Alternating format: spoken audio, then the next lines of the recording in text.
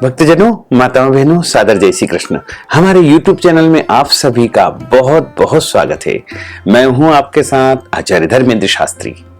आज हम आपको बताने जा रहे हैं कि इस बार शारदीय नवरात्रि की दुर्गा अष्टमी, महाअष्टमी तथा दुर्गा नवमी एवं दशहरा का महापर्व कब रहेगा, क्योंकि इस बार पंचांगों में कुछ मत भिन्नता है और इस मत भिन्नता के कारण जन सामान्य में एक ही प्रश्न लगातार आ रहा है कि दुर्गा अष्टमी का कुलदेवी का पूजन कब करना है, कन्या भोजन कब करवाना है तथा दुर्गा नवमी, महानवमी का पूजन अर्चन कब करना है और विजयादशमी यानी दशहरा का महापर्व कब मनाना चाहिए। तो यह संपूर्ण जानकारी इस वीडियो के माध्यम से हम आपको प्रदान करने जा रहे हैं। आप सभी से अनुरोध है कि इस ज्ञानवर्धक वीडियो को अंत तक देखिएगा और देखने के पश्चात अधिक से अधिक लोगों को, भक्तजनों को, अपने मित्रों को, अपने चिर परिचितों को शेयर भी कर दीजिएगा ताकि सभी को सही और सटीक शास्त्रोक्त जानकारी प्राप्त हो सके। तो सबसे पहले आपको और आपके पूरे परिवार को शारदीय नवरात्रि महापर्व की बहुत बहुत शुभकामनाएं और बधाइयां। माता रानी का भरपूर आशीर्वाद आप सभी के जीवन पर सदैव बना रहे। आप सभी सुखी रहें, स्वस्थ रहें, व्यस्त रहें, मस्त रहें, निरंतर उन्नति तथा प्रगति को प्राप्त करते रहें। 3 अक्टूबर 2024 गुरुवार के दिन से आश्विन माह के शुक्ल पक्ष की शारदीय नवरात्रि का आरंभ हो चुका है और नवरात्रि लगातार 9 दिनों की रहती है। प्रतिपदा से लेकर के नवमी तक सभी भक्तजन, माताएं, बहनें अपनी अपनी श्रद्धा, आस्था और परंपरा के अनुसार भगवती जगदम्बा की पूजा अर्चना करते हैं और अष्टमी के दिन कई घरों में, परिवारों में कुल देवी का विशेष पूजन अर्चन किया जाता है तथा नवमी के दिन विशेष पूजन अर्चन करके कन्या भोजन भी संपन्न करवाया जाता है। वैसे तो कन्या भोजन की जो व्यवस्था है वो आप नवरात्रि में कभी भी किसी दिन करवा सकते हैं। आवश्यक नहीं है कि आप सप्तमी, अष्टमी या नवमी को दुख करें। नवरात्रि के प्रत्येक दिन आप कन्या भोजन करवा सकते हैं क्योंकि कन्या तो देवी का स्वरूप है और देवी जगदम्बा की प्रसन्नता के लिए 9 दिनों तक लगातार भी आप कन्या भोजन संपन्न करवा सकते हैं। इसी प्रकार कई भक्तजनों द्वारा अष्टमी तथा नवमी का व्रत धारण किया जाता है। कुछ भक्तजन नवरात्रि के पहले दिन और अंतिम दिन व्रत धारण करते हैं, तो उनको भी असमंजस है कि उनको व्रत कब करना है और किस प्रकार से और किस विधि से करना चाहिए तथा नवरात्रि का समापन आपको कब करना चाहिए। शारदीय नवरात्रि की अष्टमी को महाअष्टमी कहते हैं। इस महाअष्टमी को दुर्गा अष्टमी भी कहा जाता है। इस दिन पूजा का विशेष महत्व है। इसी दिन कुलदेवी का विशेष पूजन अर्चन होता है तथा कई घरों और परिवारों में नवरात्रि व्रत का समापन हवन, पूजन और कन्या भोजन संपन्न होता है। इस बार महाअष्टमी, दुर्गा अष्टमी का प्रारंभ 10 अक्टूबर 2024 गुरुवार को दोपहर 12:32 से अष्टमी तिथि लग जाएगी, जो कि 11 अक्टूबर 2024 शुक्रवार को दोपहर 12:07 पर अष्टमी तिथि समाप्त हो जाएगी। क्योंकि अष्टमी तिथि एक दिन पहले लग रही है तो सभी लोगों के मन में यह प्रश्न है कि आखिर हम यदि शाम के समय दुर्गा अष्टमी का पूजन करते हैं, रात्रि के समय दुर्गा अष्टमी का पूजन करते हैं, तो फिर हमको कब करना चाहिए। क्योंकि अधिकतम जो पंचांग है उन सभी पंचांगों में 11 अक्टूबर 2024 शुक्रवार के दिन ही दुर्गा अष्टमी बताई गई है। उसका कारण यह है कि नवमी विद्या जो अष्टमी होती है वो सर्वोत्तम मानी जाती है और उदया तिथि के अनुसार शारदीय नवरात्रि की जो दुर्गा अष्टमी है वो 11 अक्टूबर 2024 शुक्रवार के दिन ही रहेगी। हालांकि इस दिन दोपहर 12:07 पर अष्टमी तिथि समाप्त हो जाएगी। अब ऐसे में यदि आप कहेंगे कि अष्टमी तिथि तो समाप्त हो गई, फिर हम अष्टमी का पूजन कब और कैसे करें, तो हमारे शास्त्रों में यह बताया गया है कि जो तिथि सूर्योदय को स्पर्श करती है या सूर्योदय को देखती है, वह तिथि पूरे दिन और रात मानी जाती है। इसलिए आप यदि कुल देवी का पूजन करना चाहते हैं, महाअष्टमी का पूजन अर्चन करना चाहते हैं, तो आपको 11 अक्टूबर 2024 शुक्रवार के दिन ही महाअष्टमी का पूजन करना चाहिए, कुल देवी का पूजन अर्चन करना चाहिए। अष्टमी का हवन और अष्टमी के दिन आपके यहां जो कन्या भोजन होता है या फिर अष्टमी का यदि आप व्रत रखते हैं, तो वो सभी कार्य आपको 11 अक्टूबर 2024 शुक्रवार के दिन ही करना है, क्योंकि उदया तिथि के अनुसार नवमी विद्या जो अष्टमी है वो 11 अक्टूबर को ही रहेगी। और अब सवाल आता है कि नवमी तिथि कब मानी जाए, क्योंकि इस बार नवमी तिथि का जो प्रारंभ है वो 11 अक्टूबर 2024 शुक्रवार को दिन में 12:07 से हो जाएगा, जो कि 12 अक्टूबर 2024 शनिवार को सुबह 10:57 पर नवमी तिथि समाप्त हो जाएगी। हमारे शास्त्रों में स्पष्ट रूप से उल्लेख मिलता है कि जो अष्टमी युक्त नवमी है वो सर्वोत्तम मानी गई है। दशमी युक्त जो नवमी होती है वो श्रेष्ठ नहीं मानी जाती है, यानी दशमी युक्त नवमी का त्याग करना चाहिए। कभी भी दशमी युक्त नवमी के दिन नवमी का या महानवमी का पूजन अर्चन नहीं करना चाहिए। तो आप सभी भक्तजन यदि हमारे मत को मानते हैं, हमारे विचार को यदि आप मानते हैं, तो आपको 11 अक्टूबर 2024 शुक्रवार के दिन महाअष्टमी का पूजन करना है। वहीं महानवमी का जो पूजन अर्चन है वो भी 11 अक्टूबर 2024 शुक्रवार के दिन ही करना चाहिए। अष्टमी और नवमी दोनों ही महापर्वों का पूजन अर्चन व्रत 11 अक्टूबर 2024 शुक्रवार के दिन ही आपको करना चाहिए। यदि आप चाहें तो 12 अक्टूबर के दिन सुबह के समय जवारे विसर्जन कर सकते हैं, कन्या भोजन करवा सकते हैं, हवन आदि कर्म भी आप कर सकते हैं, लेकिन अष्टमी नवमी का जो पूजन का जो कार्य है वो आपको 11 अक्टूबर 2024 शुक्रवार के दिन ही करना है। जैसे कई परिवारों में यदि अष्टमी का पूजन रात्रि के समय होता है, तो उनको भी 11 अक्टूबर 2024 शुक्रवार की रात में ही करना चाहिए। किसी भी परिस्थिति में 10 अक्टूबर 2024 गुरुवार के दिन अष्टमी का पूजन नहीं करना चाहिए, क्योंकि सप्तमी विद्या जो अष्टमी मानी जाती है वो दोष युक्त होती है। इसलिए कभी भी सप्तमी युक्त अष्टमी का पूजन नहीं करना चाहिए, हमेशा नवमी युक्त अष्टमी का ही पूजन अर्चन करना चाहिए और अष्टमी युक्त नवमी का पूजन करना चाहिए। नवमी में कभी भी दशमी का वैध होता है, उस दिन यदि आप कुलदेवी का पूजन अर्चन कर लेते हैं तो वो दोषपूर्ण मानी जाती है। इसलिए अधिकतम पंचांगों का, अधिकतम विद्वानों का यही मत है कि 11 अक्टूबर 2024 शुक्रवार के दिन ही महाअष्टमी, दुर्गाष्टमी और महानवमी, दुर्गा नवमी का पूजन अर्चन आपको करना चाहिए।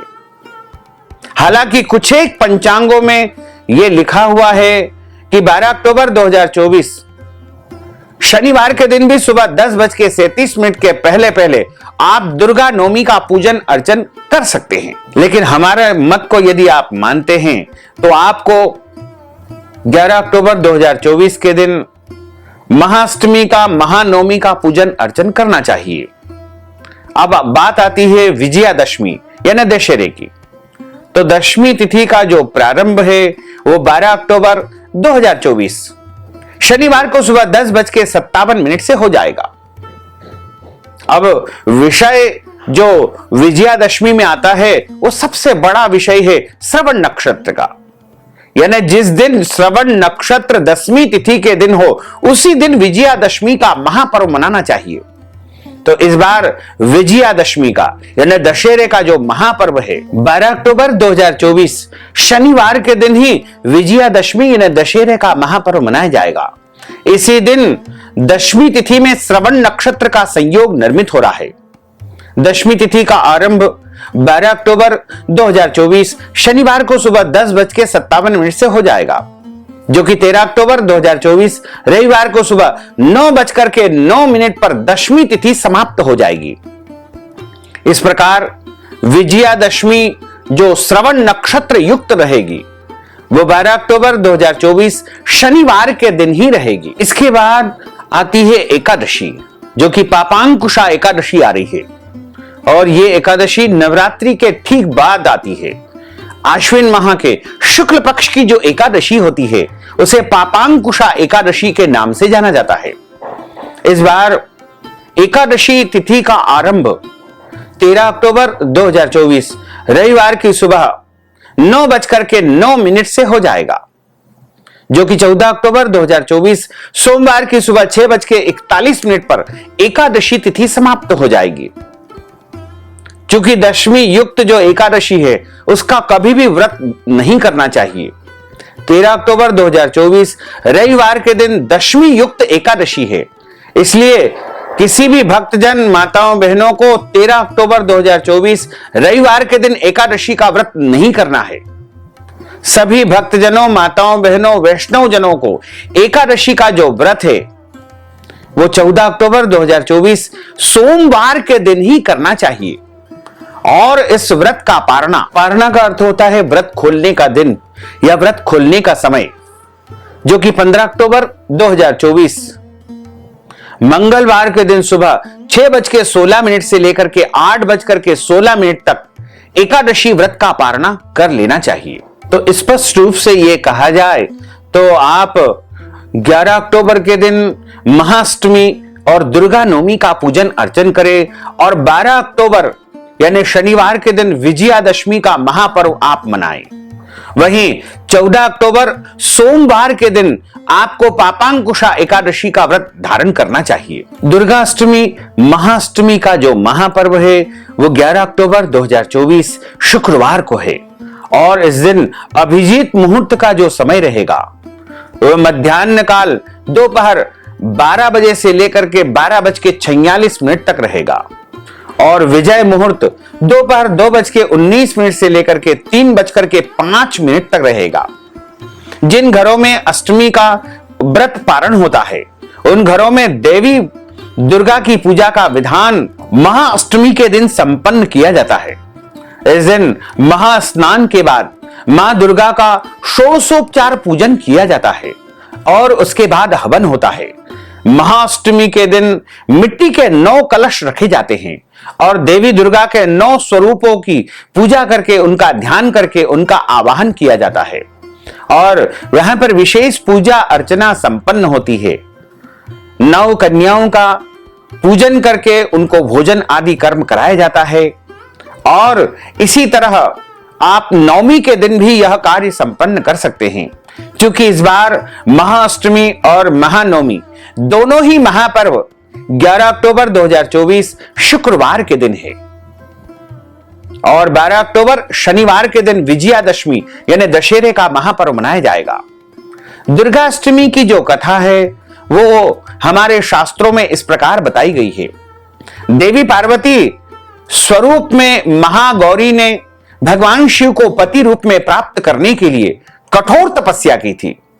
एक बार बाबा भोलेनाथ द्वारा कहे गए किसी वचन से पार्वती जी का मन आहत हो गया और पार्वती जी तपस्या में लीन हो जाती है। इस प्रकार अनेक वर्षों तक कठोर तपस्या करने पर जब पार्वती जी नहीं आती तो पार्वती जी को खोजते हुए भगवान शंकर जी उनके पास पहुंचते हैं। वहां पहुंचकर वे पार्वती को देख करके आश्चर्यचकित हो जाते हैं। पार्वती जी का रंग अत्यंत ओजपूर्ण होता है। उनकी छटा चांदनी के समान सफेद और कुंद के फूल के समान धवल दिखाई पड़ती है। उनके वस्त्र और आभूषण से प्रसन्न होकर के देवी उमा को गौर वर्ण का वरदान देते हैं और वे देवी महागौरी कहलाती है। दुर्गाष्टमी तिथि परम कल्याणकारी, पवित्र सुख देने वाली और धर्म की वृद्धि करने वाली है। दुर्गाष्टमी को मां भगवती का पूजन करने से कष्ट दुख मिट जाते हैं और शत्रुओं पर विजय प्राप्त होती है।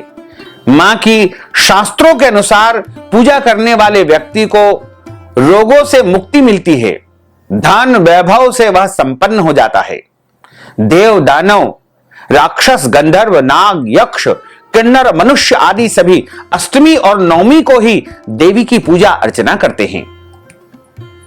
हमारे पुराणों में कथाओं में बताया गया है कि इसी तिथि को मां जगदंबा ने चंड मुंड राक्षसों का संहार किया था। महाअष्टमी के दिन माता गौरी की विशेष पूजा अर्चना की जाती है। महाअष्टमी के दिन स्नान के बाद उनका विशेष पूजन अर्चन करके उनको विशेष रूप से भोग लगाया जाता है।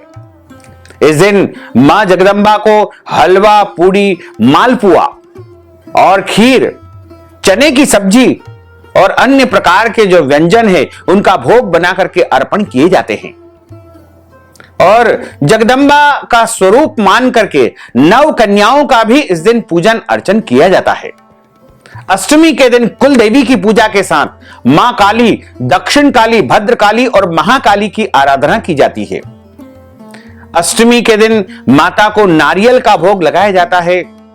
इस दिन नारियल आपको नहीं खाना चाहिए। नारियल यदि खाना है तो प्रसाद के रूप में अगले दिन खाना चाहिए, क्योंकि ऐसा कहा गया है कि इस दिन नारियल खाने से बुद्धि कमजोर होती है। माता महागौरी अन्नपूर्णा का स्वरूप है।